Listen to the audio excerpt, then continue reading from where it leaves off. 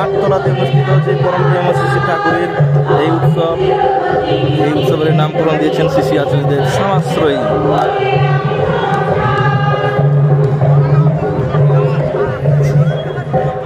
দেখুন উৎসব প্রাঙ্গণ, এখানে সমাশ্রয়ী উৎসবের মেন গেট, এখানে পাশেই রিসেপশন, তারপরে বিশেষ অতিথি, আরও এদিকে মেডিকেল ক্যাম্পও চলছে এবং এদিকে দেখুন উৎসব প্রাঙ্গণে এখানে পাশেই উৎসব মঞ্চ।